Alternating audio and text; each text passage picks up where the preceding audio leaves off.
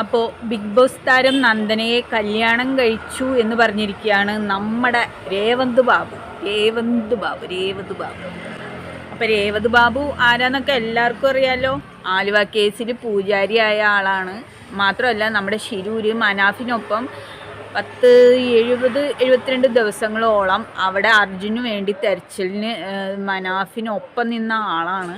അപ്പോൾ ആ പുള്ളിക്കാരനെ നിങ്ങളല്ലാണ്ട് വേറെ ആരും കണ്ണടച്ച് വിശ്വസിക്കൂല. അന്നേ ഞാൻ പറഞ്ഞു ഇവൻ പക്കാ ഫ്രോഡാണ് എന്ന് ഞാൻ പറഞ്ഞപ്പോൾ ഒരാൾ പോലും എന്നെ വിശ്വസിച്ചില്ല. എല്ലാവരും എന്നെയാണ് ചീത്ത വിളിച്ചത്. ഇപ്പം എന്തായി? ഈ ചെറ്റ പറഞ്ഞത് ബിഗ് ബോസ് താരം നന്ദനേനെ അവൻ രജിസ്റ്റർ മാരേജ് ചെയ്തു എന്നാണ് പറഞ്ഞിരിക്കുന്നത്. നന്ദന ഇത് അറിഞ്ഞിട്ട് പോലുമില്ല. അപ്പം എത്രത്തോളം ഫ്രോഡാണ് ഇവന്ന് നിങ്ങൾ എന്നെ ഒന്ന് ചിന്തിച്ച് നോക്ക്. ഇതിനു മുമ്പ് ഞാൻ ഇവനെ പറ്റി ഒരു വീഡിയോ ചെയ്തിരുന്നു. അതിൽ ഞാൻ പറഞ്ഞിരുന്നു ഇവൻ പക്കാ ഫ്രോഡാണ് എന്നുള്ളതിന് തെളിവ് എൻ്റെ കയ്യിലുണ്ട് എന്ന് പറഞ്ഞിട്ട് എന്നെ